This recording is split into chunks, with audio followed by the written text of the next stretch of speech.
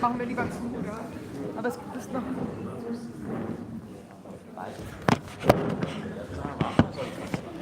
Ich glaube, es sind nur die Spaßbücher, die da noch stehen.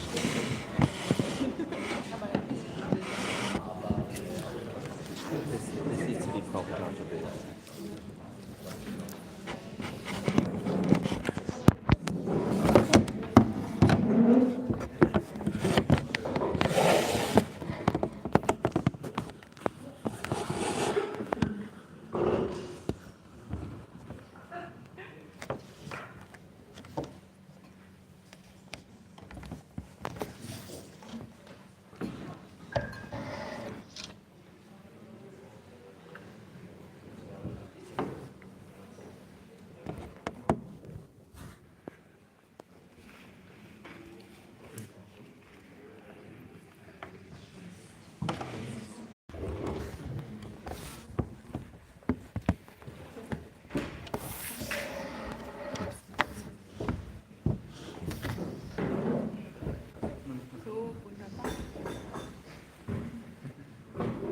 Dann können wir, glaube ich, anfangen. Erst einmal ganz herzlich willkommen. Schön, dass so viele heute gekommen sind. Ich sage noch ganz kurz was auf Deutsch und dann die langweiligen Sachen auf Englisch und dann stelle ich kurz unsere Gäste vor. Das ist jetzt die allererste Veranstaltung der Schreibresi, eine Residency in der Monacensia, und ich bin die Glückliche, die sie bekommen hat. So our first event today is dedicated to the end of the history of end of the history. And first, a little remark: we're going to record this event, and I think we're also going to take some photos. So I hope that's okay with all of you. Okay, fine, thanks. And okay, so first the boring stuff. I would like to thank the CH Beck Stiftung, the Kulturreferat, and the Bavarian Ministry of Culture and Science for their generous support of this event. And of course, many thanks to the Monacensia team, especially to Anke Büttner and Sylvie Schlichter, who took care of the event. And I would also like to thank the Café Bar Mona, which is the new cool place in town, which is hosting this event. So this is part of it. And of course, I would very much like to thank our guests. And I'm going, as I said, to introduce them very briefly. We're very happy that you're here. So next to me, we have Alex Hochuli, which I've just learned recently is a Swiss name. And I think we're all free to pronounce you in whatever way. Like. Okay, but I like the Swiss pronunciation. Alex is a writer, researcher, and translator from Sao Paulo, and we're very happy that you're in Europe, and we got a chance to meet you tonight. He's the host of BangaCast and the co-author of the book that we're going to discuss tonight. The book was published with Zero in 2021. Together with George Hoare and Philip Cunliffe. These are the other authors. And there's also a German edition that is published with Promedia in German, das Ende des Endes der Geschichte. I get this confused quite often today. I would also like to say hello to the Austrian editor, Stefan, who's sitting right there. And Stefan was so kind to bring us some books, so please go and buy them after the event. That's the German edition. Then sitting next to Alex is Anton Jäger. He's a historian of political thought. He wrote a dissertation on populism and the democracy of producers in the US, 1877 to 1925. And he's also engaged with public writing, and he published quite a few very interesting articles, which I of course recommend to all of you. And the third person we have sitting here is Bernhard Pirkel, who's also a writer, and he will lead us through the event. Bernhard will be moderating, and again, we're very happy to have you here. Thanks for coming. Just a very short remark on how we are going to organize the event. So we're going to have a discussion with the two authors now, which will probably take about an hour, and after this, we're going to have Q&A, so please make up questions and ask as much as you want. And let's go, the stage is yours. I think we will have a short break after first hour and then the Q&A. So okay, everybody so you can make up questions. Have a smoke. Nice. That kind of thing. All right. Okay. In 1989, Francis Fukuyama famously proclaimed the end of history. With the collapse of the state socialist model, liberal democracy and the market economy have won the final victory over their greatest opponent, according to Fukuyama. I quote from the end of history. Contemporary society came to be seen as a natural order instead of the product of a conflictual historical development. According to the authors of the end of history, this era has come to an end since the financial crisis of 2007 to 2008, but at the latest since Brexit, since the election of Trump, and the COVID-19 pandemic. Quote, politics are back, but in strange forms, end of quote. While the period after the end of history was characterized by what Colin Crouch termed post-politics, quote, a form of government that tries to foreclose political contestation by emphasizing consensus, eradicating ideology, and ruling through managerial technocracy. In short, a strategy of depoliticization, end of quote. The authors argue that our current moment is characterized by manifold challenges to the political establishments and the managerial approach to governing society. Quote, anti-politics, by challenging consensus, brings politics back in. For radical emancipatory politics, anti-politics is ambivalent. On the one hand, it wedges open the possibility for a return to popular sovereignty.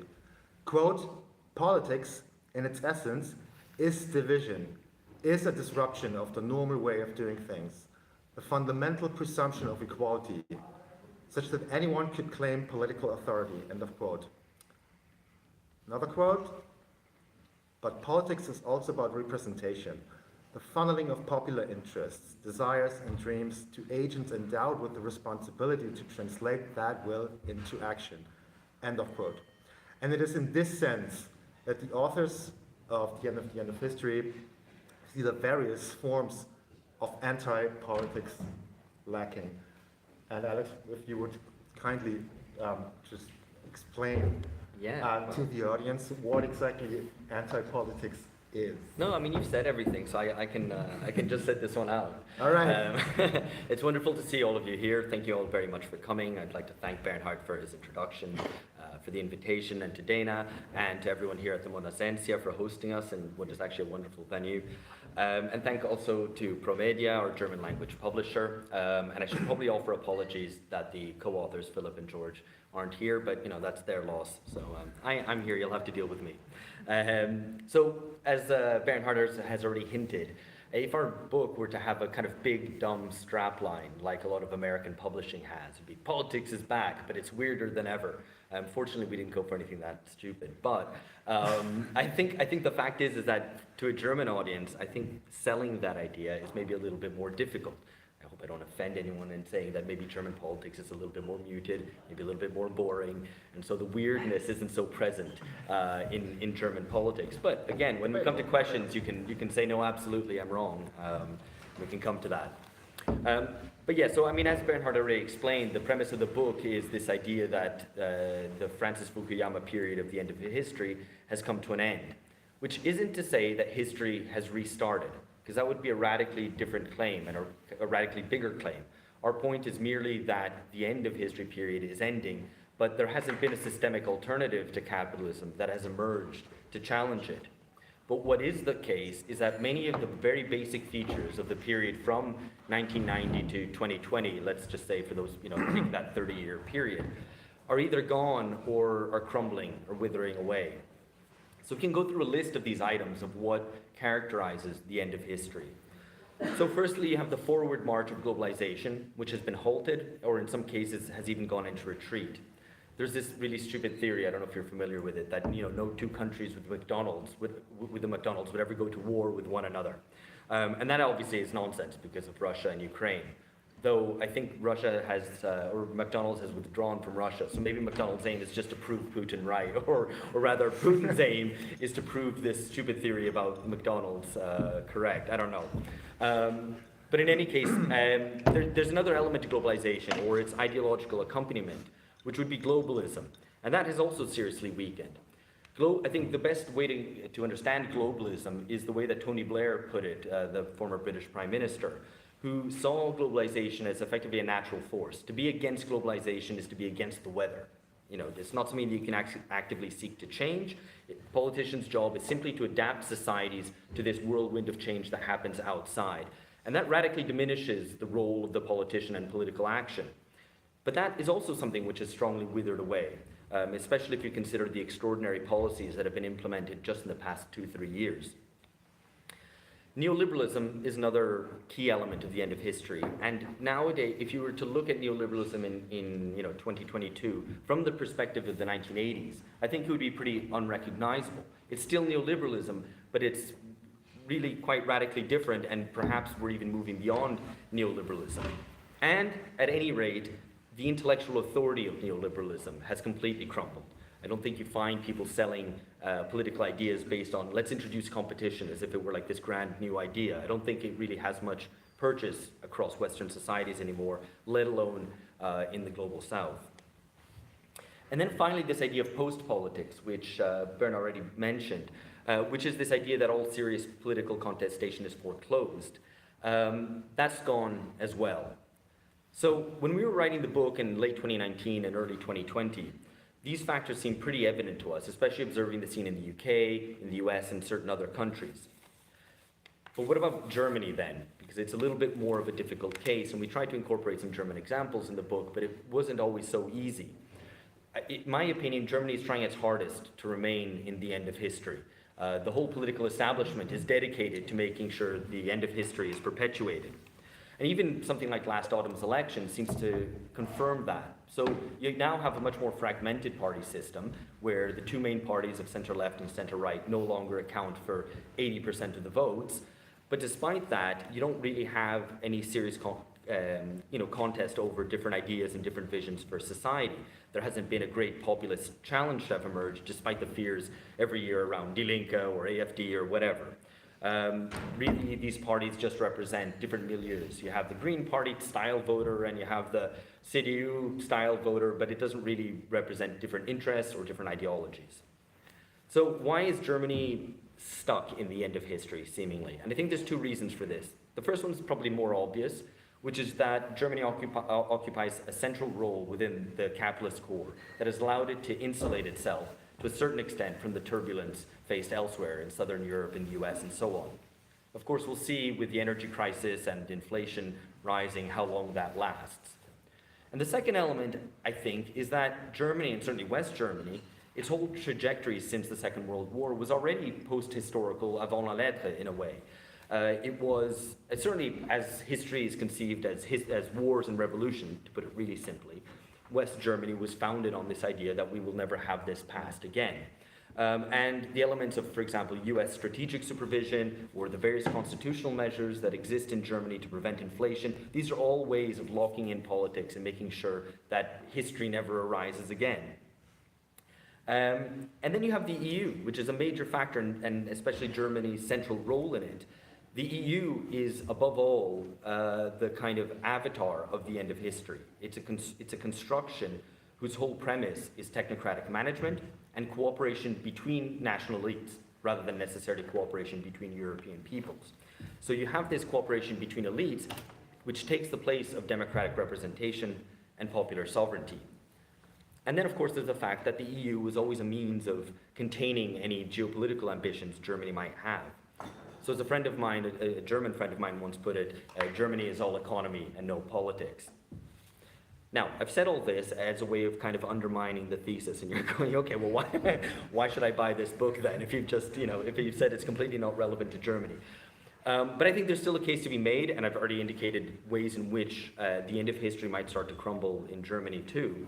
But I think we can look across the West, across Europe and North America and beyond, and see that the 2010s, which has been called the populist decade, has come to really replace post-politics, and that anti-politics has emerged as the dominant mode of political contestation.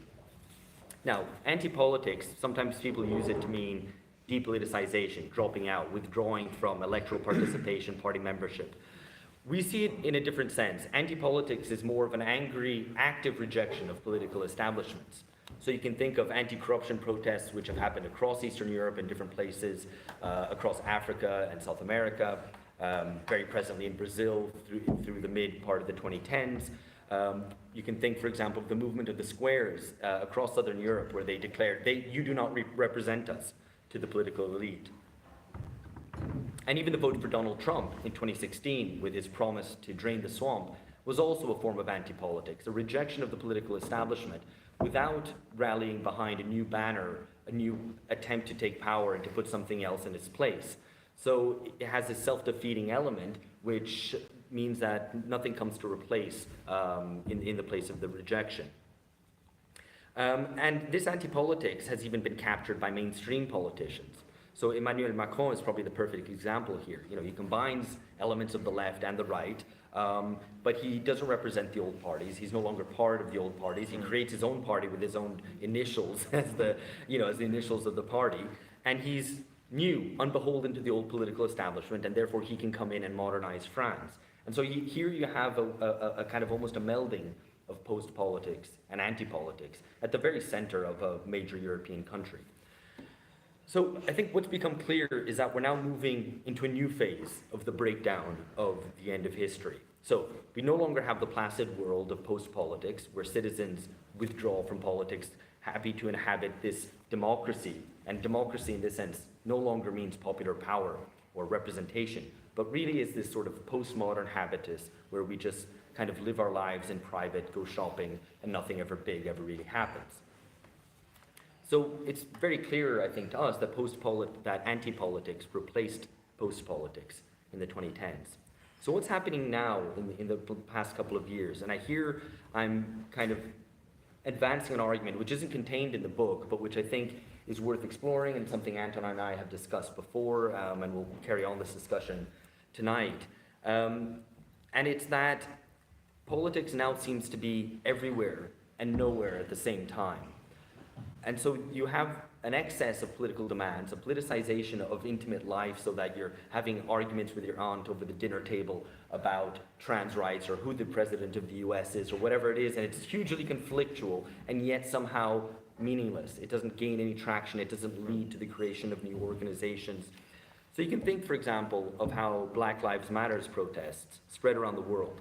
And people in vastly different countries were adopting the very same slogans they were using in the US, the very same categories they used in the US, irrespective of the fact that they bore absolutely no connection to the realities on the ground in those countries. And Germany actually is probably one of the worst culprits here, I think, in terms of importing a lot of this American politics. Berlin, where I was last night, we were actually discussing this in the bar afterwards. It was the city outside of the US that held the largest Black Lives Matter protest outside the US. Again, with placards in English always denouncing white supremacy or whatever it might be, and not really tangling in any way with the specific contradictions of German society.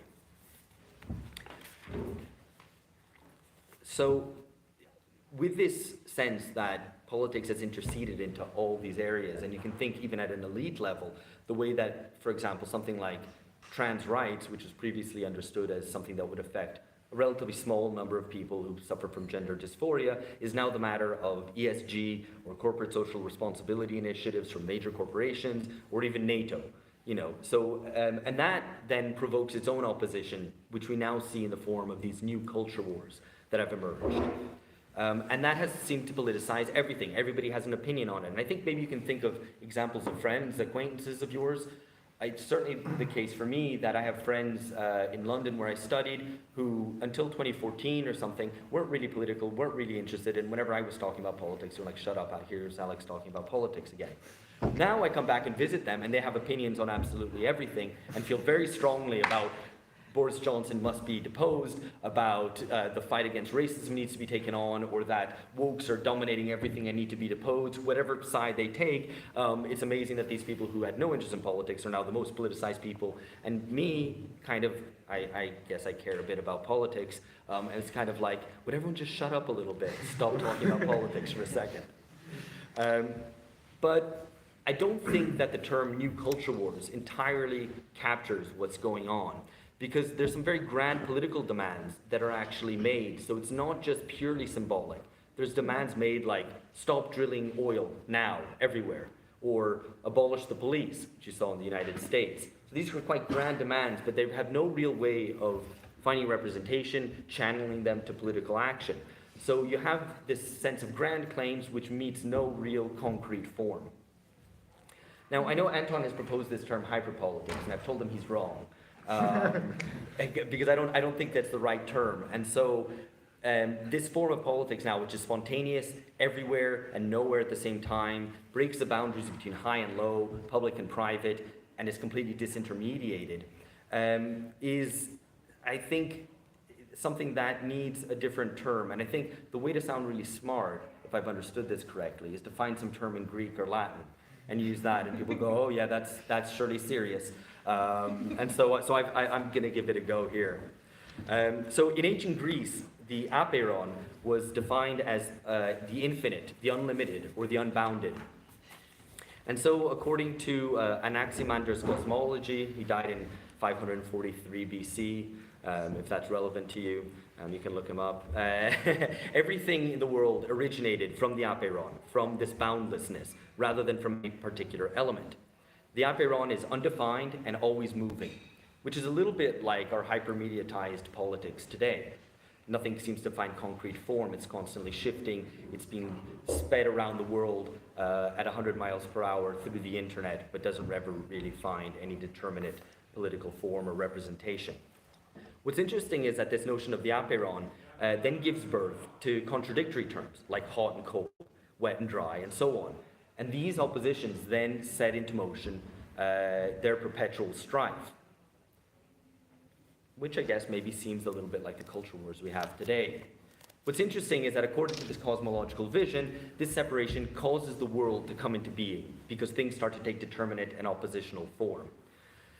So maybe that somehow captures where we are, or maybe you think I'm just being pretentious and should drop the idea entirely. We can come to that afterwards. But this unbounded, ever-moving, indeterminate space where political claims proliferate but find a determinate shape, only to cleave off into opposed elements, is precisely like the face-off that you have between liberals and conservatives in the culture wars. So I would propose, instead of hyperpolitics, Anton, apeiropolitics. That's not apeiropolitics. That's what happens when we have a drink afterwards. It's not to get confused. Anyway, so the question then, I think, to conclude, is will this moment of hyperpoliticization or apeiropolitics bring the world into being? Rather, whether it will succeed in bringing history back, history with a capital H, back into being, into movement. Or what we see is what we're seeing now, really just a further degeneration, the long unwinding of 20th century organized mass politics into a new form of chaotic swirl, which is unable to reckon with the succession of crises and emergencies that we face seemingly permanently in the 2010s, one after the other, 2020s, I should say. Thank you so much.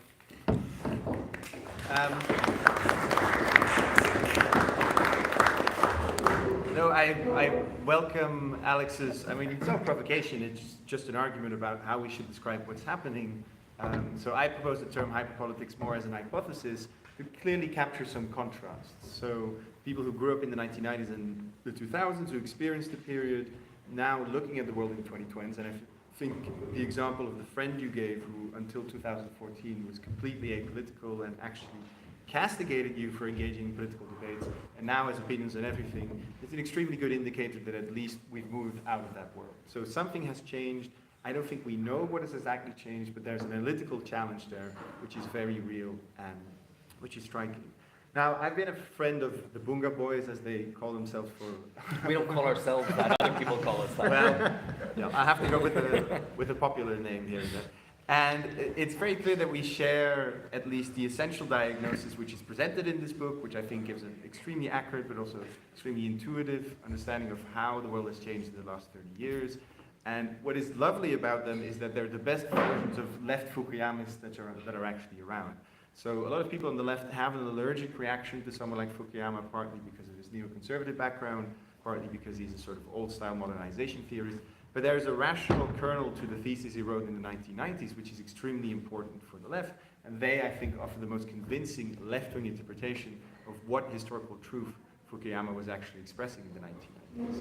Now, if you look at the 2010s, which is the long sort of breakdown period, there is an almost unending challenge to make sure you don't fall into citations of Gramsci's Interregnum, where you say that the old is dying and the new cannot be born, because it's such a cliched and overdone citation. The whole book's an effort to avoid that, basically. Yes. Yeah. So it's one big exercise in evasion to make sure that you don't have to say this Gramsci statement. And there was a recent conversation on the podcast where I think we were able to capture, or at least I was able to capture, some of the specificities, of what's happening in the 2020s. And if you look at the long post-history period that runs from the early 1990s to the early 2020s, you can maybe see it as a patient that has gone into a comatose state and that is not even conscious, as there's no sense of agency to the patient as such. Now, what happens in the 2010s is that the machines start bleeping, there's all kind of doctors around the bed or starting to have a look at what's happening to the patient, and then at one point the patient does wake up. Suddenly there is a pang of consciousness that enters there, but the patient still can't move. So the comatose state has ended, but there's an immobilism or there's a kind of paralysis, which is very, very deep and which is very difficult to overcome. And I think this captures quite well just what we're trying to describe with hyperpolitics or apariopolitics, where it is clear that something has ended. So all of the recipes and all of the modes of public engagement, which were very prevalent in the 90s and the 2000s, so post-politics, neoliberalism, those strategies of depoliticization, a radical privatization of politics as well, where people didn't actually feel comfortable not having debates, but not speaking about who they were voting for, which is a striking thing if you come out of a 20th century mass politics world where if someone was a socialist in Belgium or someone was a Christian Democrat in Belgium, you'd go to a Christian school, you'd read a socialist newspaper, or you'd even go to socialist cafes. So the boundaries between public and private when it came to politics were extremely porous. And in the 1990s and 2000s, this completely disappears. Now, if we look at the world now in the 2020s, and this is what the hyperpolitics concept is trying to capture, it's clear that that doesn't hold anymore. Politics has re-entered the private sphere. This rigid separation between public and private has been sublated. But of course, strangely enough, and this is the historical confusion we're experiencing, that has not implied a reversion or a return to the modes of mass politics we know from the 20th century. So we're looking at a creature that is familiar insofar as it shows continuity with some of the post-historical forms you discussed, but which doesn't look like anything that we know from the vocabulary of 20th century political science. So the parties we look at are extremely fleeting, startup and pop-up parties. They don't have distinct rules as to who is a member and who's a non-member. With the Black BLM protests also in the United States, it's a very clear example that these were the biggest protests in numerical terms in American history. Never in the history of the United States had so many people been on the street for such a sustained period of time. Now, of course, what this led to in the end of 2020 was a decrease in the budget for certain police forces, and in the end, the actual trial of a police officer, which was a new historical point. If we look 2 years later, we see that all of the police departments in question, which lost their funding at the time, have now regained it, part as a response to a new crime wave. And this, I think, again, captures the paradoxical nature of the new type of hyperpolitics we're trying to describe, where you have intense political energy, enormous polarization, contestation, and enormously ground demands about abolishing the police, about paying reparations, about completely restructuring the entirety of the American state. And then 2 years later, it is that a group of people went to a party continuously for 2 months, clamored for certain changes, and now it's not clear who actually participated in the protest and what kind of institutional legacy the protests have left behind. I think this is the central metaphor I want to use, where the comatose state of our patient has ended. They're looking at the world, they're experiencing things, but there is no capacity for agency and there's no capacity for political action like you had in the 20th century. Now, the reason I use the word hyperpolitics mainly in a more technical sense is that what you also see in the 1990s is a separation of what we call politics and policy. So politics are processes of popular will formation and representation, the ones that Alex also describes in the book. It's how people get together and actually form collectivities as such, while policy is about the execution or the enacting of that popular will, mainly on a state level or an institutional level. And what you have in the 1990s is a rigid separation between those two moments. So politics is relegated to the private sphere or to a media sphere that's eternally addicted to novelty, while policy is essentially delegated to managerial technocracies or to unelected power in central banks. Now, what we're seeing in the 2010s, 2020s is that this separation between politics and policy has not really come to an end. So it's not as if the moment of politics or of will formation and the moment of the enactment or the execution of that will have come back together.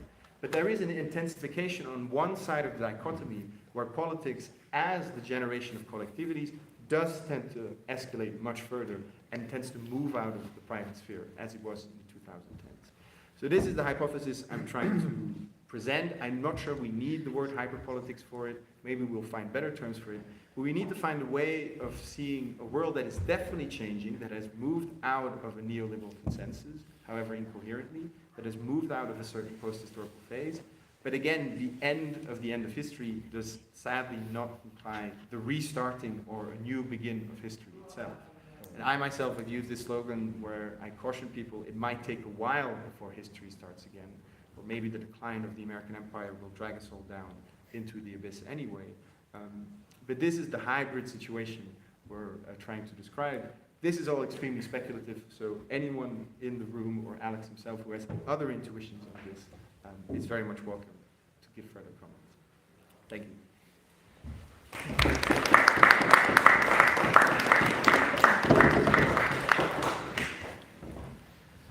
Well, I think firstly, to kind of make a rather small concrete point, but you could argue that with regard to the Black Lives Matter protests in the US, that it actually did have a concrete institutional consequence, which was to channel all these voters who might have previously been voters for Bernie Sanders or some type of anarchist or whatever into the Democratic Party.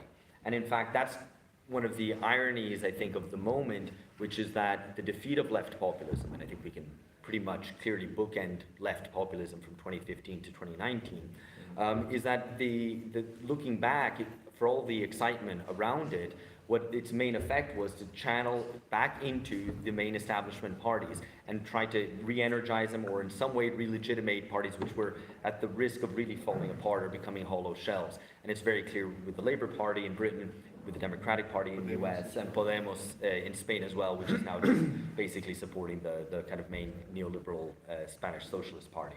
So I think that is perhaps an argument, or rather to kind of tease out what the implications of that would be.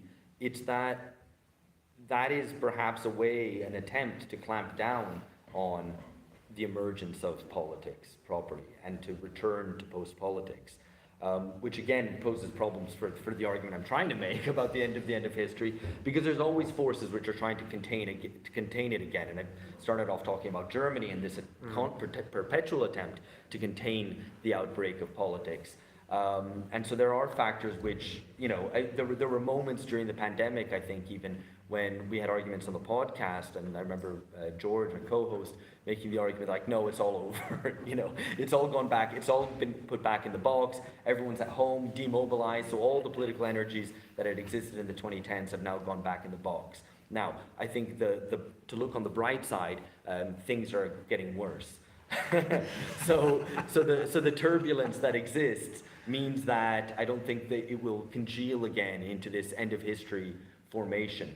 And certainly you wouldn't have the positive endorsement of, for example, consumerism that you had in the 1990s as an avenue for people's energy, their libidinal energy, not least because that was underpinned by a huge amount of private credit, which now isn't available. And rising cost of living will also challenge that. And I think it's important to think about this looking prospectively and to try to be optimistic through the pessimism. Which is that we haven't dealt with, I think probably a few of us in this room, and probably for 2 generations, dealt with serious inflation. And that's a major political factor which we've even forgotten, and politicians in many cases aren't adjusted to having to deal with that. And the real sovereigns today are central banks, as Anton already hinted at. And their whole goal through the neoliberal period was to tame inflation, and they succeeded, and they won in part by breaking the back of the working class, which meant that there was no longer upward pressure on wages, And now they're kind of ruling over this void and don't have the mechanisms anymore to counter inflation, because one measure which you would traditionally do would be to raise interest rates.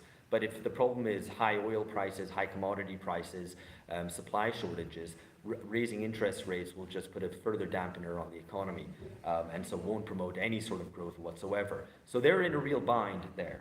And I don't think they're necessarily accustomed to thinking creatively about how to deal with it, even if it's things which wouldn't be in the interest of the working class. I think even then they don't have any creative solutions. The other thing I think, just briefly on the separation between politics and policy, I think that's well put. What I think is interesting about the hyper-politicization today, and I'm using your term again, is that whereas traditionally one would understand policy as being in some ways subordinate to politics, that political will would be formed and then policies would then be kind of extracted or traced out from that. So you might have a political will for a more egalitarian society, and then you have policies which might be redistributive, which ensue from that. After the separation, and now that they've come back together, I think you have an odd situation where you have politics, but politics is subordinate to policy. So you still have policy being made in technocratic organizations, quangos, regulatory agencies, central banks above all, but you have a whole lot of politics, a whole lot of shouting effectively going on underneath that, but which finds it intractable to really gain a grasp over policy. And in fact, it's almost like in some of these grand demands, an unwillingness even to broach policy, to tangle with policy, because the demands almost exceed the possibility for policy to even deal with it. Like, for example, stop drilling for all oil. Well, that's not going to happen. Or in any case, would be so damaging economically in the immediate term as to be impossible. And so there's this weird disconnect that happens with policy still kind of the wheels of policy still turning, crisis fighting, while everyone else is kind of shouting at each other in somewhat futile fashion. You have something? Go ahead. Yeah, I have 3 or 4 broad points in response, which again vindicate everything you said in your analysis. So I think one of the symptoms which clearly speaks in favor of our hypothesis is that what you saw already in the late 2010s is what you could describe as a clear nostalgia for post-history, certainly parts of the professional classes in the West, but also in the rest of the world. So the people who were most at ease with the specific settlement that was instituted in the 1990s experienced the disappearance, or at least the fracturing of that settlement, as a trauma. So the fact that you had clear associations of people dreaming back to the Olympics or dreaming back to Tony Blair's 1990s, this clearly shows that they're expressing a grievance over something that is no longer coherently there. So that very speaks in favor of the idea that we're in post-history. It's just not clear that anything resembling history is actually started. The second point about inflation is a similar thing, insofar as inflation is the expression of a certain class dynamic. So throughout the 20th century, most forms of inflation have a very close connection to institutionalized or non-institutionalized forms of class conflict. They're about specific organized actors such as the working class making claims on the state and also making claims on other social actors. This generates an inflation dynamic, and inflation in that sense is almost an indirect expression of history, because if you have these organized interests facing each other, and if class struggle is the motor of history, well, if you see inflation, then the motor is working. What we now have is an inflationary world in which the working class as a cohesive social agent does no longer exist. And this is why the Financial Times yesterday just said the inflation we're seeing now has nothing to do with a wage price spiral or any of this stuff, and most of the costs of this inflation will exclusively be borne by workers because they have no bargaining power whatsoever. And this is an extremely, almost historically unprecedented situation, insofar as all of the forms of inflation we're familiar with from the 20th century did have that contributing factor in wage demands made on behalf of the working class. Now we have an inflationary world that is intensely destabilizing, but which the working class as a concerted social actor no longer exists. And again, this is a sign of the kind of hybrid situation we're in. So what does it mean to have an inflation without an organized working class? Well, we need to invent a term for this, because otherwise we won't be able to make sense of it. The other thing which ties into the nostalgia for post-history is the return of a specific type of nationalism or a sacrificial ethic in parts of the liberal elite. So the remilitarization of Europe that's currently being discussed, the idea that Germany could reintroduce something like the draft, the fact that there's all kinds of martial rhetoric with certain intellectuals and groups who were very much by default pacifist in the 1990s and the 2000s, this shows at least that there's a certain spirit of sacrifice or a certain departure from the hedonism which was so omnipresent at the time, which again points at a hybrid situation, because I cannot imagine Germany reintroducing a draft and loads of German youngsters signing up as if it's 1914. As John Mersheimer always says, you've never visited a German disco if you think that's going to happen.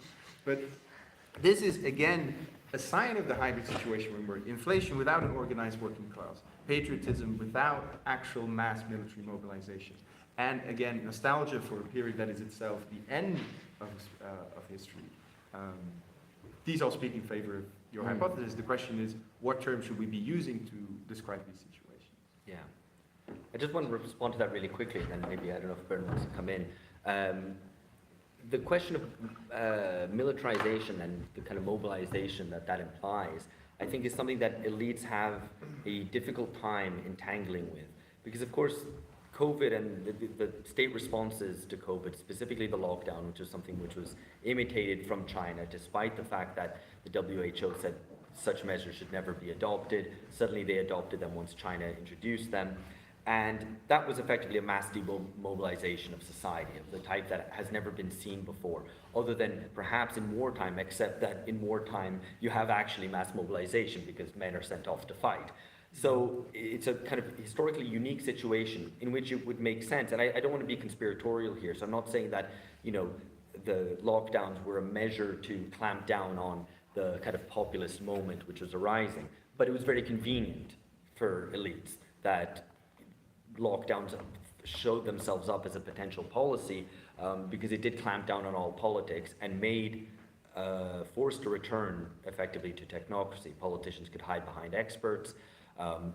There was no politics other than COVID politics. There was only one discussion, and in fact there wasn't really even any discussion because opposition to it was really not really accepted, and the only opposition to these COVID policies tended to be from far right or various conspiratorial groups, anti-vaxxers and so on, which I think actually the mainstream media was all too happy to amplify as a way to... alternative plan. Exactly, well, as well, yeah, they had no alternative plan, and just to show, look, anybody who opposes this is obviously this crazy person, rather than having a serious debate, for example, about state capacity, lack of hospital beds, new creative solutions which could have been made to deal with the pandemic instead of simply shutting everyone at home for a year and a half.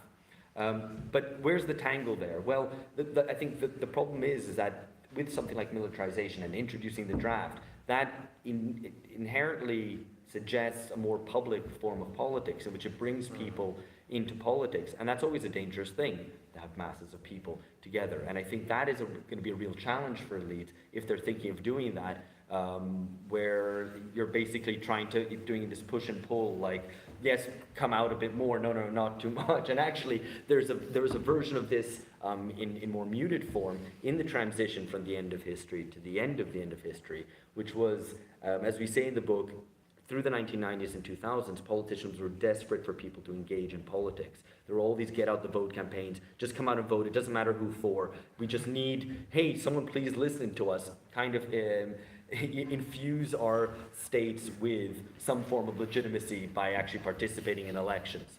Suddenly people start voting and they vote the wrong way, and then people are like, actually don't vote, actually, you can stay home. And I think that dynamic is already, it captures very well what we might now be seeing with what you referred to in terms of mobilization and demobilization. Do you have anything to add? I have nothing to add to that, but I would like you, Alex, to tell us something about the affective and psychopolitical dynamics you described in the book. Mm-hmm. And maybe let's just maybe talk about NOPS a little bit. Yeah. Neoliberal order breakdown syndrome. Yeah. Just in my opinion, it's just one of the most useful analytical tools you develop in the book. Yeah, no, so I think we've already hinted at this idea of the kind of liberal establishment, reacting hysterically, effectively to any form of political challenge.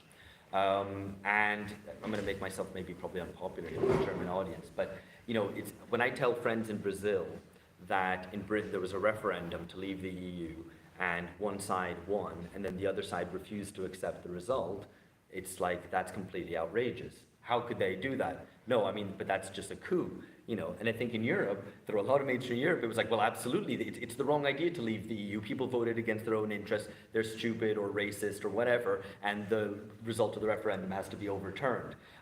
So at least from kind of friends on the Brazilian left, they were completely outraged by this. They might not have thought it's a good idea for Britain to leave the EU or not really have much of an opinion.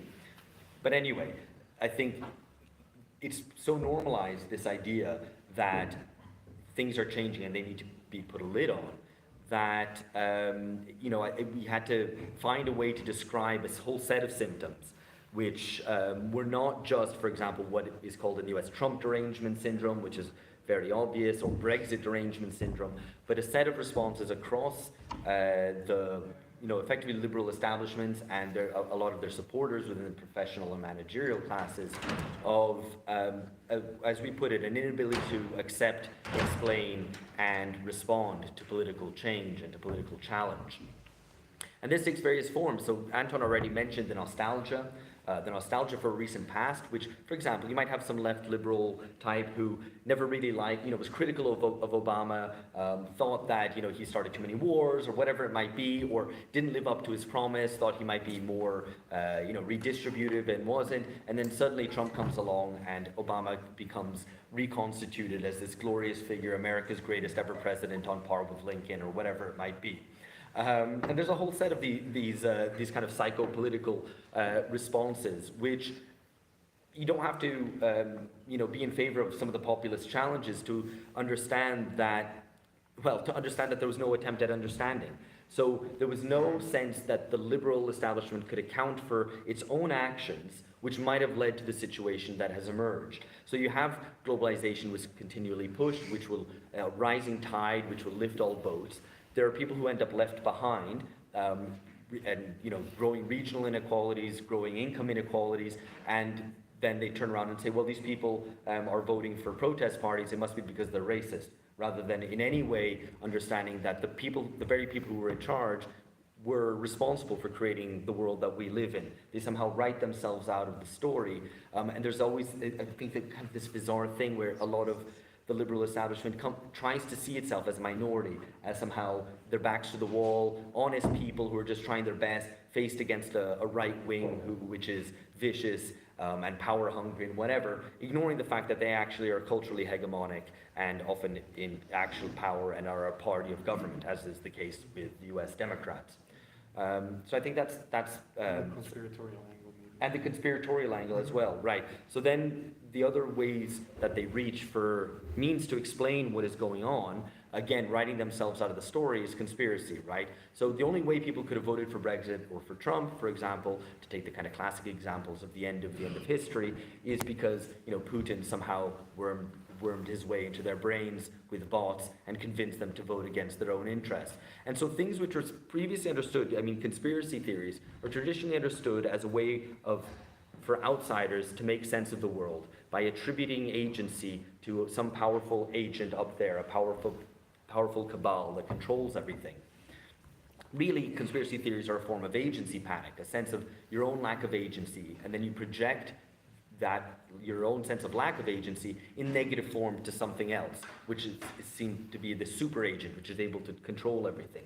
Except now it's the very people at the very centers of power, the insiders par excellence, who are proliferating conspiracy theories as a way to explain the fact that they have lost legitimacy and that they don't have much support. And I think that's just an absolutely crazy situation. And it's to a certain extent even been normalized. And so this sort of hysteria, you know, I think the establishment tries to portray irrational, hysterical politics as something that emerges from the masses, because the masses are irresponsible, they don't know their own interests, they're probably racist, fascist, whatever else it might be, when in fact, to the extent that you know, some sort of irrational attitudes are displayed in politics, it's merely a reflection of something that the elites have started, and they've kind of instantiated and initiated this form of hysterical politics.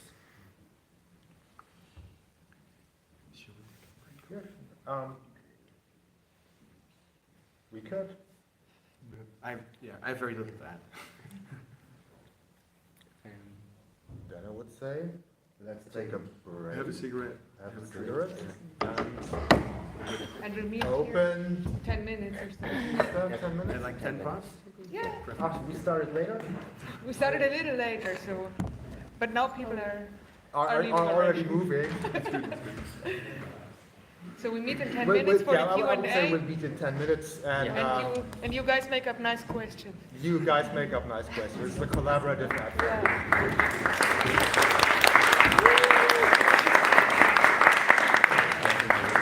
Yeah?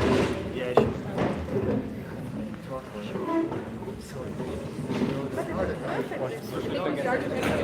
I think 40 minutes is good. And we do questions. No, I think that's No, I mean, nobody pays, so nobody can get their money back, right? Let me just see if this is.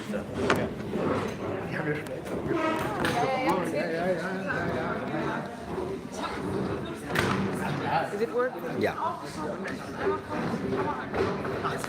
Hello, viewers. We'll be back in 10 minutes with questions and answers. There's one thing that's also a metaphor and Question Feuer. is the Cheshire cat.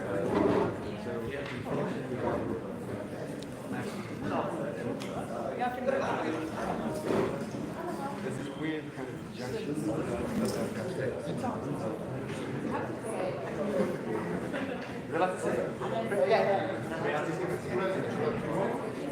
No, I'm good. I'm good.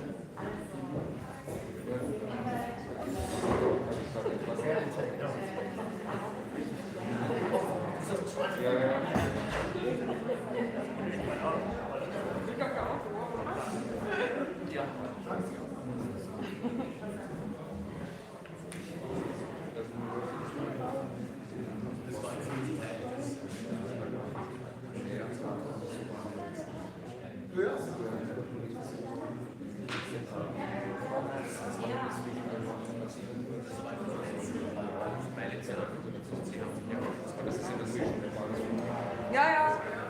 Aber ich glaube,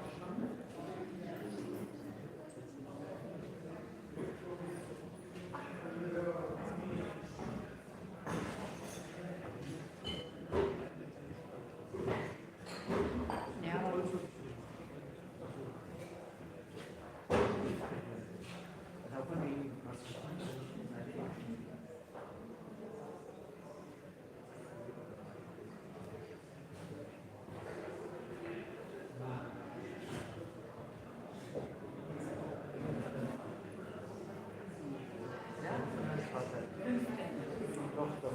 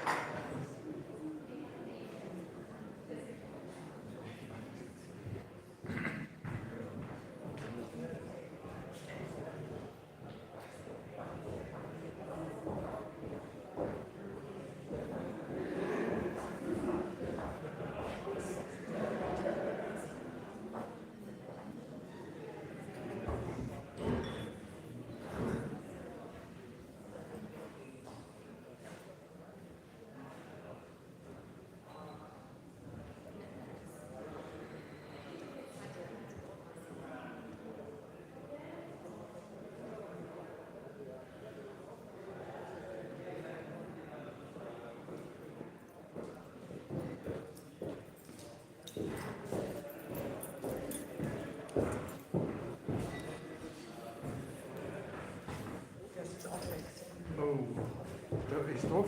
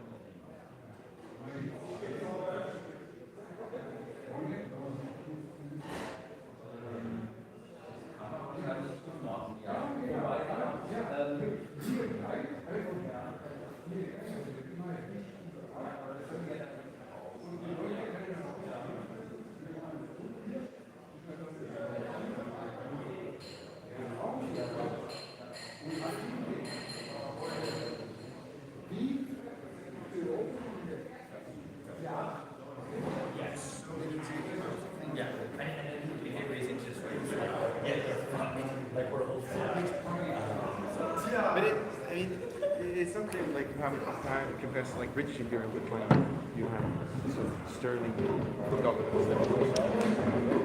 Weird thing. I understand a little bit, but not really. Okay, because I've heard of a few people that there. I could try to ask in English, but then we can just translate. Oh yeah, just No, I understand. yeah. And then So, just so, so, so They when can I pose say a question. that They can pose a question. yeah.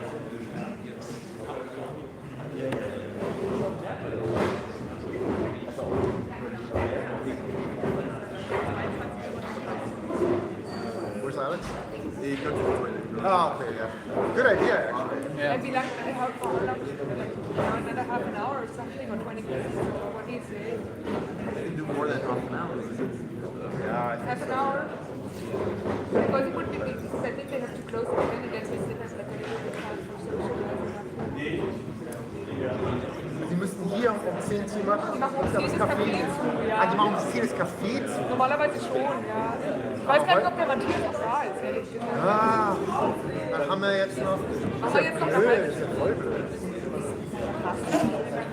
Dann gehen wir doch- Ja, ein bisschen Zeit haben wir schon noch. Ja, das passt schon.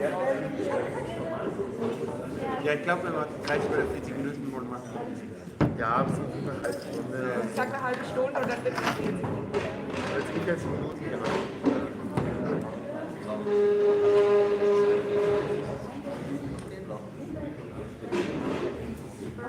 Na? Was? Ja, die machen wir nachher. Was sagt ihr, dass ihr auch Ja, das mache ich noch. Ja,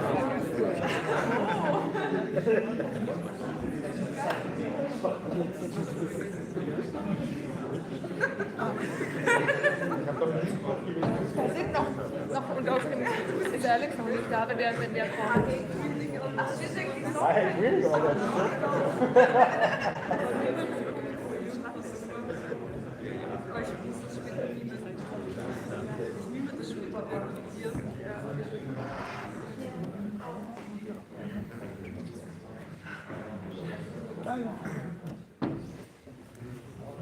We're just waiting for Alex.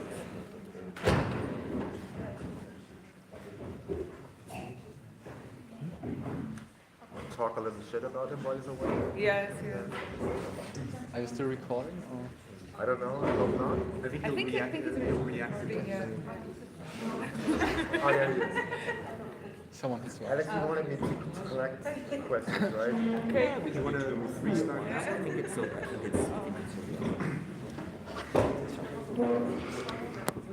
Okay, we have another 30 minutes for Q&A, and please feel also free to ask in German. Perfectly fine. Both speakers sort of understand German. If not, we're going to help with the translation. And we're very excited to hear your questions. And I think Bern is going to collect them. Sure. And Show of hands, please. in German, English, or Greek. Not in Greek. If you have questions, you can start. Oh, wait. Oh, yeah. In this kinds of discussions, I always circle back around to the same question, kind of. Obviously, politics is kind of not the starting, but it's the end of the end, sure. But it's with new subjectivity. It's with a subjectivity that's neoliberalized, to use this vague term. And it's also neoliberal identities on which it's based. So before there were identities or communities already in the world, like the workers' movement, which kind of formed an identity, but which tried to supersede itself. Is that what okay-ish in English? But these new kinds of identities, they don't try to supersede themselves. So is it possible that in this moment there can be a reproduction of another non-neoliberal identity? That's a good question. I think there was another question. Oh, yeah, back there. Also, first, We collect. Oh, we're collecting. Take it, We're yeah. collecting a little bit. Yeah. Okay. Go ahead. Well, first, thank you very much for your intriguing analysis. I really like it, especially the idea of hyper politics or the afterrun of polis. Yeah, this could be a big field of discussion. But my question leads a bit in this direction, less in the question of identity, but rather in the question of the creation of a subject, a political subject. How does this idea start, and how far does this question lead us to an idea of how is a subject created as a epistemological or political entity, or identity? So the first question. The other question would be, well, the analysis is, as I said, very intriguing, but yeah, so what now at the end of the end? Is there something like an imperative or a surplus of this analysis that gives us an idea and not a political program, but the epistemological surplus maybe, going back to this idea of the creation of the subject. Can you take something out of this analysis that gives maybe an idea of solution sounding too programmatic, but something that's hope is also not the right concept, but yeah, maybe you can see what I mean. Yeah, I think also going a bit in the same direction. Like the speaker said, there seems to be a surge in this kind of politic of recognition, as Owen says, and then the question, recognition of a subject by other subjects, and then the question is always recognized by whom. And I think the key term for me in your discussion was political agency, and I think that is one of the actual key or problematic terms, because in this culture wars that you described, or in this discussion that are not about even material change or policy, direct policy changes, there often seems to be a master that the discourse addresses. I mean, there's this famous speech of Lacan in which a French student comes up and tries to politicize the audience, and Lacan kind of dismisses him by saying, "What you seek is a new master." And I think one of the key questions would be, why are people seeking a new master? And it seems to be around every cultural discussion that there seems to be someone to address, so that this addressed subject or entity may push down this or this policy road and do the things the clientele wants. So it is a task of a re-emerging political agency to get free of this addressing a master. Yeah. Yeah. Then we have another question over there. Ja, vielen Dank für den Vortrag, und ich fand es sehr schön, als ich auch das Buch gelesen habe, die Idee, das Ende der Geschichte zu historisieren. Aber zugleich habe ich mir dann die Frage gestellt, was eigentlich der Rahmen, also die Historisierung, natürlich, was eigentlich den Rahmen dann zusammenhält. Und da wäre meine Frage, ob man nicht da noch stärker die politische Ökonomie rausarbeiten müsste, die die Politik begleitet, weil ich glaube, dass da eben so eine strukturelle Kausalität gibt zwischen der politischen Ökonomie, die dann Ausdruck der Klassenkonflikte ist, und die sich dann eben, also dass die Politik dann erst eine Spiegelung dieser Klassenkonflikte darstellt. The question was rather more of a comment, right?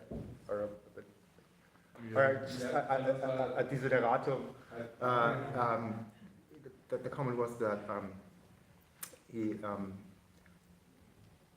applauded the task of historicization of the end of history, but there's a lack of connection with the political economy which happened in exactly that period.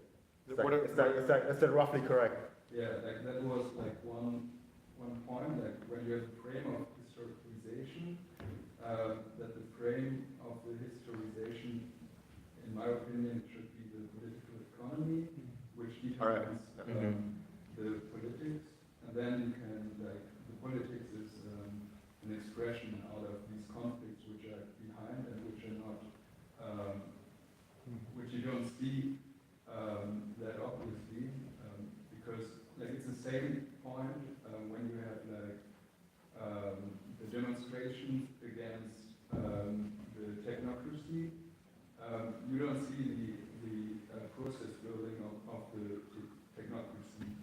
So, and behind that there are interests which are also not that obvious. So that was the point which I think the aspect of the political economy should probably be more emphasized.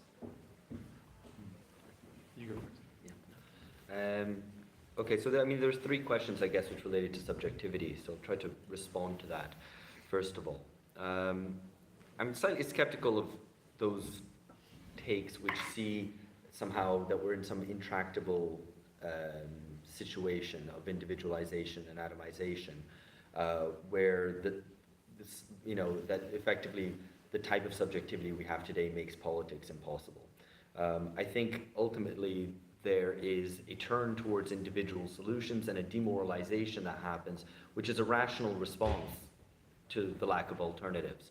Now, of course, there's a lot of cynicism there as well, so that it's not simply a matter of turning up and making big promises that, hey, let's have a revolution, or, we'll double your wages, or whatever it might be, because there's a real credibility gap there in terms of being able to make political promises and be believed.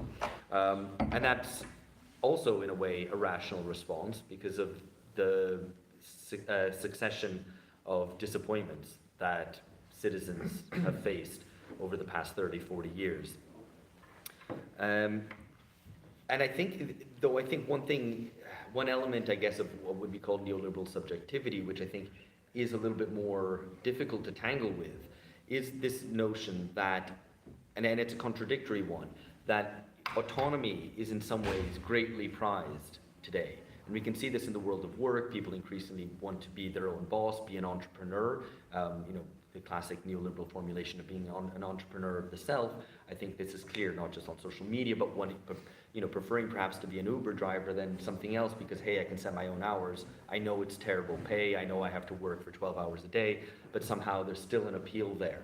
And I think one can see that manifest in politics too, where the desire for spontaneous pop-up politics where there's very low cost of entry and no cost to exit is also there. And the idea of commitment is pretty anathema to a lot of people because you don't want to have to be paying dues to the party of X amount per month and then be stuck in a party where you disagree with people and you find that I'd rather just drop out rather than try to win people over.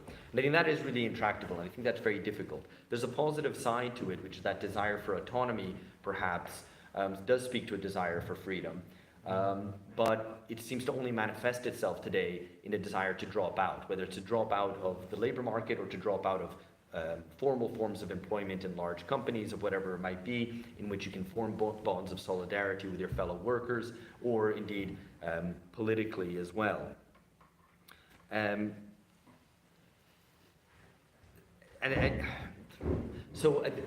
There's a sort of anti-hierarchical bias, and here's the contradiction, because I think we live in incredibly democratic times in which any claim to authority, any claim to dominance or to some inherited form of hierarchy or whatever it might be are rejected outright. I don't there's only a very small body of the population which are quite reactionary, which would accept that, which looks to to actually, no, I want a real master to dominate me. That's still maybe 20% at the most of most Western societies. And so this great democratic spirit, which I think is in some ways a product of neoliberalism, but is anyway, it can be seen in terms of some actual progress that has been achieved, sits somehow in contradiction with the possibility to actually forge larger bodies of people democratically acting together. and I don't have a clear answer to that, but I think, you know, to try to find the element of, you know, the sort of positive element in that is that desire for autonomy that people have.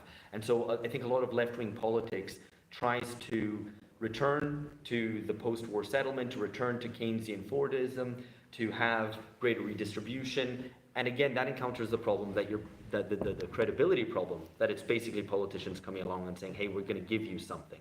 And maybe people don't want to be given something. I don't know, I mean, this is speculative. But I think what there is a desire for autonomy, for self-determination. And so I think this is a moment, at least, for the possibility of saying, you know, whether it's claims for popular sovereignty, for different forms of autonomy to not be constantly regulated by the state, for example, that it perhaps does present an avenue for progressive or radical politics, which is perhaps underexplored by the left because it tends to rely back on redistribution effectively, which seems to not have many buyers. And I think so. To kind of conclude that thought, the need for recognition by the big other somehow, or this master, which is a facet of identity politics, undoubtedly, and it's all forms of identity. You know, it seems like the main political question today is not where are we going, but who are we? And following on from who are we, it is we are here. Please recognize me. We're here. And I think it's even clear. I think in some forms of, I think even some of the working class vote for Trump took that form as well. Hey, we're here, don't forget about us, and we can piss you off, we can, you know, poke you in the eye, we still have some form of leverage, some form of power. But it still remains trapped in the logic of identity, not of a transcendence of the subject, to form a new collective subject, but really, I am what I am here, please recognize me. And that's very tricky. Maybe Anton has a solution to it. No, what I'm going to say is completely complementary to what Alex has said, so I'm just trying to tie together all of the questions. So I think if you read the book, and certainly some of the other things the authors have written, the way they historicize post-history, or the way they historicize the passage into post-history, is very much a materialist explanation, or at least there's not a sort of most coherent theory, but at least they hint at this. There are drivers within the political economy, mainly of the 1970s, the 1980s, which now a really rich literature exists about, whereas precisely the working class, or the last stand of the working class at the time, which is a driver of inflation, which faces a capitalism that is stagnating, in which growth rates are plummeting, and then the only solution to stabilize capitalism is break the backbone of this class actor, and that's what really leads to the post-historical period. So post-history is not the sort of metaphysical process that produces itself. It's a very concrete political struggle which takes place around the 1970s, 1980s, which is about the making of promises, both in the East and the West, and it's precisely because capital reasserts its dominance not over investment but over society and wins that battle, that post-history is built on a working class that doesn't die, but that is killed, like actively. Yeah. So I think it is an active political process which has structural drivers, insofar as you can only understand the passage to post-history through this political economy angle, because otherwise you just end up with pseudo-Hegelian metaphysics. Yeah, and to just take that thought on, or to extend it into, you know, further into time, is that, you know, elites rule over a void once the working class is defeated, its organizations are completely hollowed out, and the basis of legitimacy then, one, is no longer so much under threat during the end of history, and two, is extended primarily through debt, you know, so the idea of buying time constantly. And that's what's underpinned the legitimacy. And this is why I return to the question of inflation now and to rising cost of living, because those tools now aren't there anymore. And that's what will, especially if, you know, the conception of the citizen is really one of being a consumer through the end of history. Well, if that consumer can no longer consume in the way that they were able to, whether through rising wages, which now hasn't been the case for 40 years, or through rising private debt, then where does it go? And then if prices are rising, that really does create a shock. So I think, you know, I don't want to be catastrophist, or to say that suddenly things are going to get worse and the workers will suddenly rise up, which is the sort of standard left response, and tends not to be historically the case. In fact, uprisings tend to happen when there's rising expectations, which are then confounded. And we obviously know this whole period has not featured rising expectations. Anyway, so I don't want to do that kind of standard lefty answer. But I do think it's something very serious to grapple with, and that we're not entirely intellectually prepared for what might happen.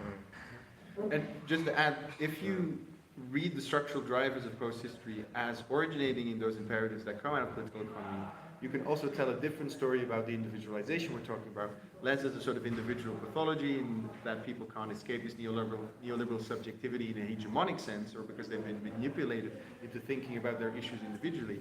It's just because we live in an era of such spectacularly lopsided class power, as Adam Tooze says it, because capital's reign is so unlimited in many ways. This leads to a mentality of resignation, and resignation leads to individualization. So whether you're going to buy crypto or you're just going to speculate on the labor market, it's a rational risk calculus you're making as you're facing insanely difficult odds on the labor market that's completely arranged and organized in the favor of capital. And if people still have a desire for autonomy and agency, which is very obvious, the only avenues are either to become a sort of speculator or a rentier yourself, or there are other forms of identities that then become available. Some of them are minoritarian, so you decide to identify with a minority group which has certain historical wrongs inflicted on them, and in a paternal way you then appeal to a master to say, since we experienced this historical wrong, we deserve reparations, or we do this. Or there's a majoritarian strategy, which is just the people, which is exactly the populist period we're describing, where the implicit subject of every capitalist democracy since the 19th century has been the people. What happens in the 20th century is that the people become sociologically more concrete in something like party democracy, where the socialists have their own version of the people, the Christian Democrats have their own version of the people, the liberals do. But once on this challenge of the 1970s, you wipe away party democracy as a mediator, the people is the only subject left, or some of these minority subjects.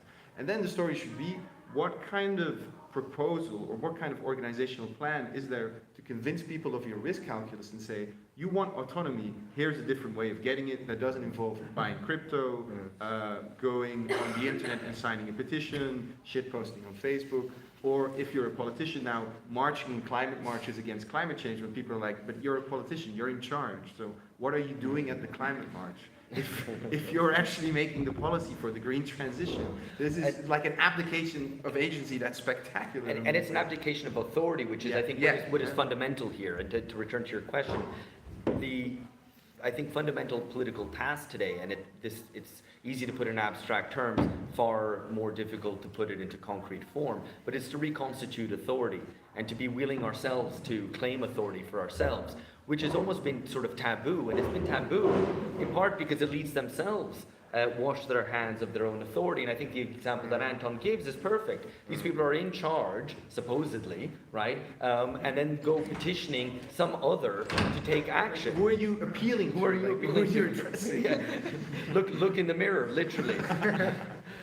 And so I think that need to reconstitute authority, at least we should be hopeful in one element of it, which is, and to return to the question and to tie that together with the question of commitment, because I think there is, at the same time as this desire for autonomy, which often resolves itself into individualistic solutions, a desire for a social project. People feel quite intimately, I think you would all agree, a lack of social purpose, the sense of drift, a kind of lack of real meaning to life.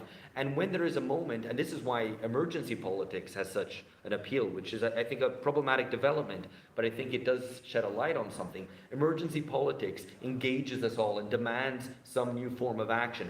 And it's why so many people went along with COVID lockdowns, for example, and a lot of the compliance there, even if it sometimes didn't make a lot of sense, or you weren't sure of the purpose of it, or it was contrary even to your own interests or desire to be out and socialize with friends, is because it felt like a common project. And I think there is a genuine desire for that, and that hasn't yet found a proper outlet. But I think that's something that we can take some heart from. And I think left populism also showcases this, like despite its faults and despite the fact that it was not able to actually consolidate its power, left populism at least gave us a sense that there's an appetite for something radical among interesting sections of the population, where like, wow, people are willing to take a gamble, they're willing to vote on candidates which were considered completely beyond the pale a couple of 10 years ago. And that actually shows that there is an appetite for autonomy which is worth taking seriously, which shouldn't be denigrated. It's just, what kind of calculus are people making when they express this desire of autonomy? And unfortunately, given the way society is organized now, it can mostly only organize itself, or express itself rather, in the safest way on an individual level.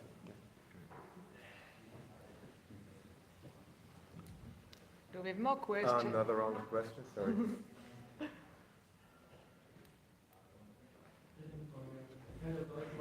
Klar. Yeah. Aber bitte laut und nicht zu lang, bitte.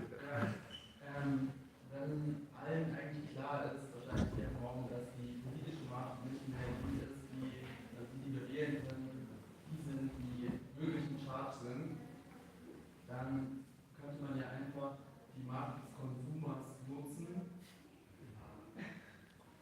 um die Unternehmen dazu zu bringen, also die Lobby benutzen, dazu die Unternehmen dazu zu bringen, seine politischen Ziele zu erfüllen. Ich meine, die Top 10 Unternehmen heute sind ja alles Unternehmen, die keine Sachen produzieren, die irgendeinen Sinn haben für die Menschen.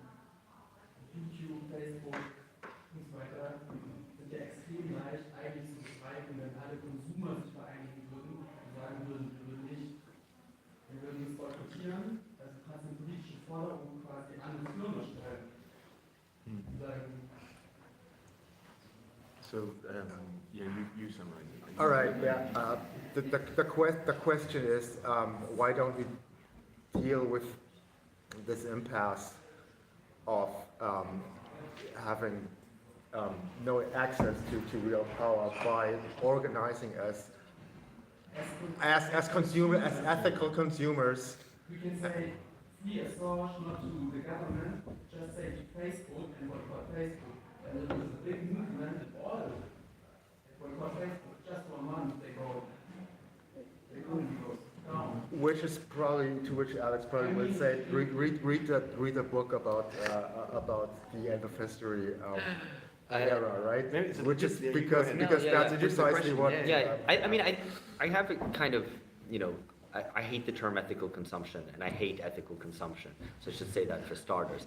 But if you can maybe reconceptualize it in a different way, I think it's possible for there to be, in some senses, you know, some form of consumer collectivity, which acts as a real sort of economic agent to fight for lower energy prices, for example, which might be something, and then develops into something which might develop into demand for build out of nuclear power, which, hey, Germany, that would be a good idea, by the way. You know, you don't have to import gas or burn a bunch of coal instead. So, you know, nuclear power is a good solution. But in terms phrasing it in ethical terms, I think is deeply problematic. Not least because that is the ruling ideology. You know, The question was also about doing it individually. Right. So, like consumer activism on an individual level that then aggregates itself into something. But I think then that precisely lacks the moment in which social bonds are created and people meet face to face.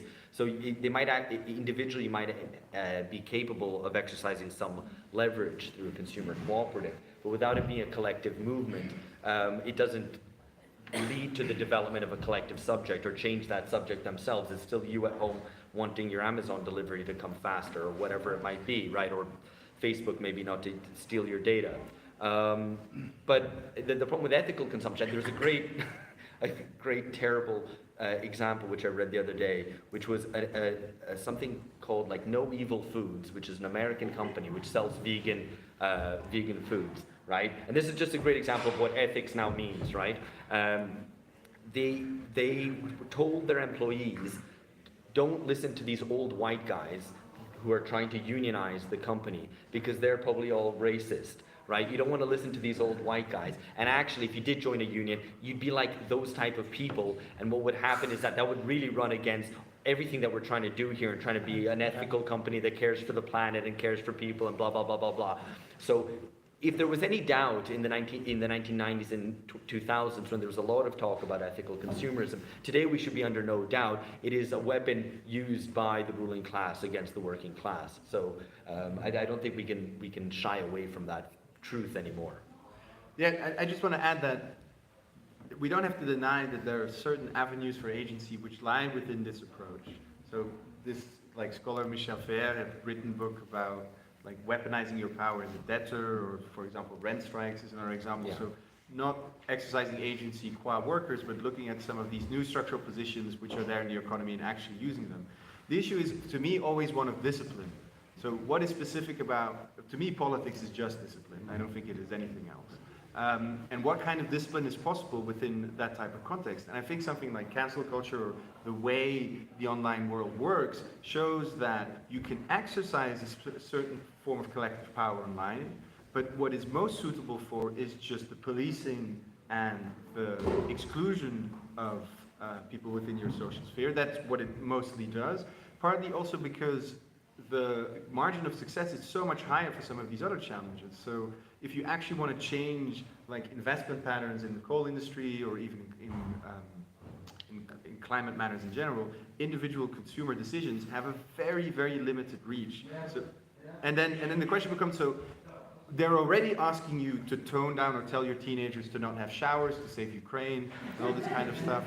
And it's very clear that this does not hurt Putin at all in any way, and the limits are just extremely palpable. There's one specific point from the left which I think should always be taken into account, and this is the point Friedrich Engels made time and time again, where he said there is a de facto asymmetry between the working class and capital within a capitalist society, insofar as capitalist society by default favors capital, because it's a society which is ordered to its needs. So he always said, capital is already organized, and it doesn't need that much organization to get what it wants. The employing class can unite itself in certain organizations to push demands, but it has enough structural power of society to make what happens. In the case of an individualized labor force, that's not at all the case. You don't have that type of structural power because you're just not in the same position. And that means the disciplinary boundary you have to cross is much, much higher, and this makes it far more difficult to actually get what you want, unlike your antagonist in this fight. We have 2 more questions. Mine will be the last one. You want to do the last one? Yeah. Martin?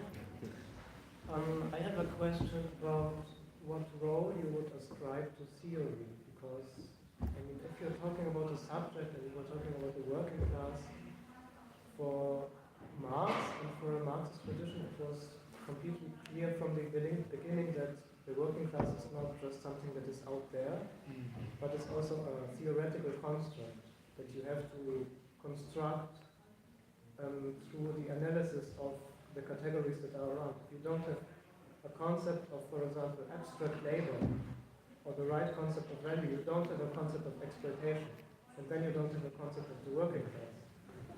So what would be, I mean, or do you say it's already written in the Bible and the working class is there? Or would you say that the role of theory, or Gesellschaftstheorie, as it's called, is still, I don't know, a question mark that has to be solved somehow? Okay, yeah, the question that I want to ask is sort of dumb, actually, but I'm still going to ask it, because everything that you're saying is like, I find it very enlightening, but it's sort of depressing, and I'm referring to the very end of your book, so I'm wondering, is there any hope for...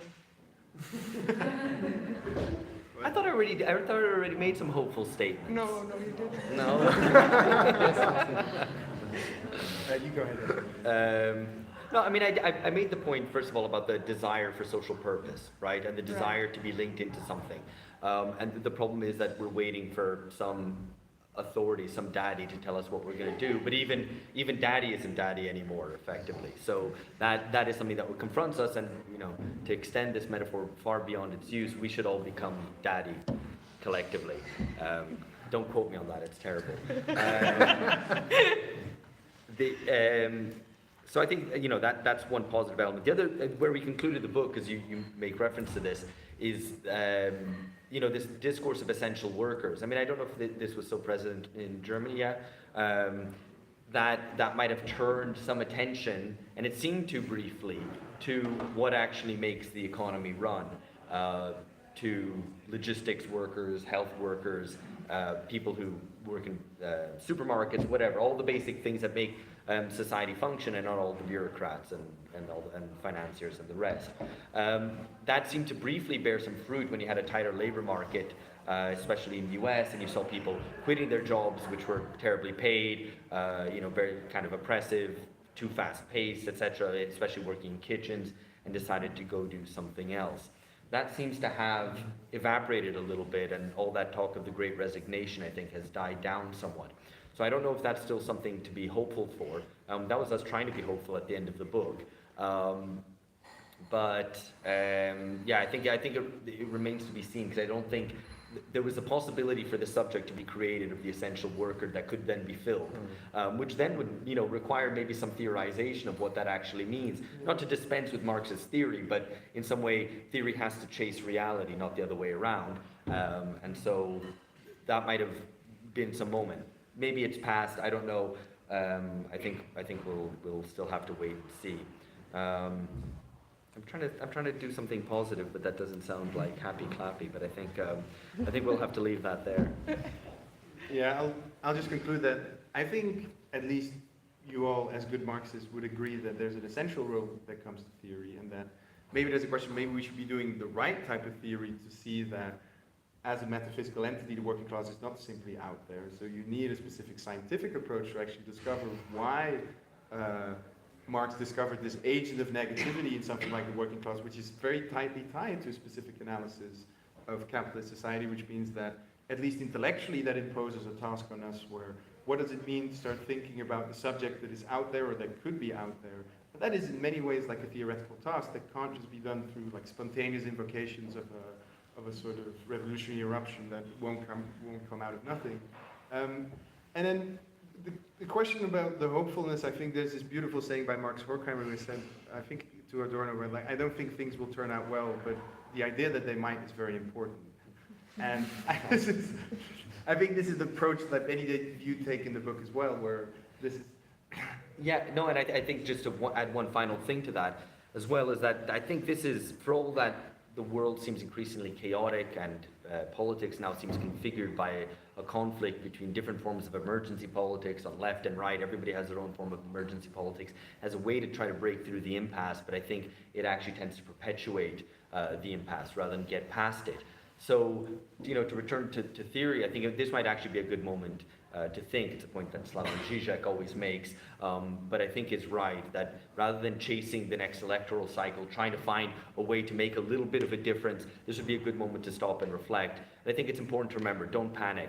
Things are much worse than you think they are.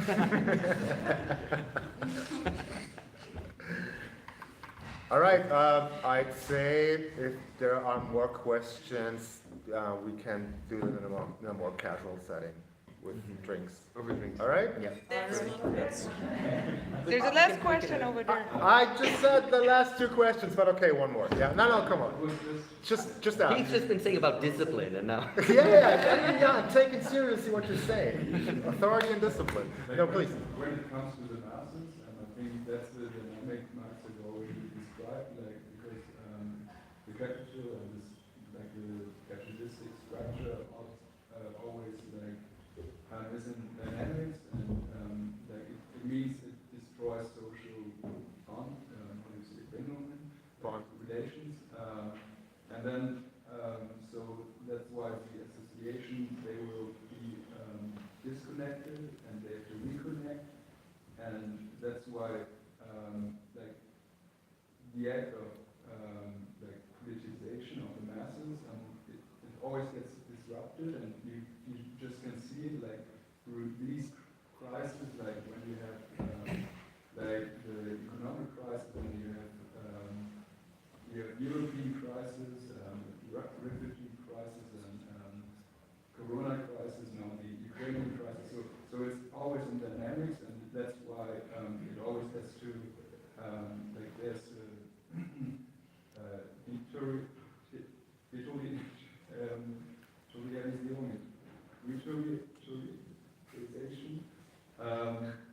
and that's why it's so hard for the masses to get conscious, because they're always disrupted in this process because of the ongoing process. Yeah, no, absolutely. And I think, when I say that the competing emergency politics tends to perpetuate the impasse, it's because it always is a call for the state to take exceptional measures, which so the consequence of it is to increase state power and actually weaken civil society with regard to the state. So that prevents, again, the constitution of any sort of subject or those social bonds. So I think it's a very dangerous road to go down, even if we're very passionate about the need to combat climate change immediately, to not fall for the or whatever the case may be, to not fall for that emergency or to say, hey, no, that's not the real emergency. How about this emergency? This is the real thing. I think that tends to perpetuate the problem and only serves to increase state power. Yeah, and emergency rhetoric also paralyzes rather than it activates. I think this is just also an internal law that many people have a resignatory impulse as they're faced with like these apocalyptic visions, insofar as that's not an induction towards agency. It's something else. Absolutely, yeah. All right. All right. Thank you very much. Thank you very much.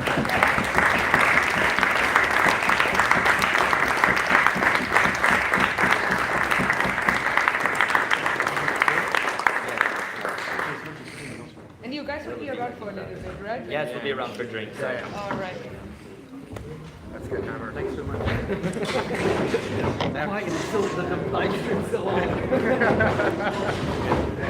Let's actually get started with this. Yeah, exactly. I'll be right back. Okay. Yeah.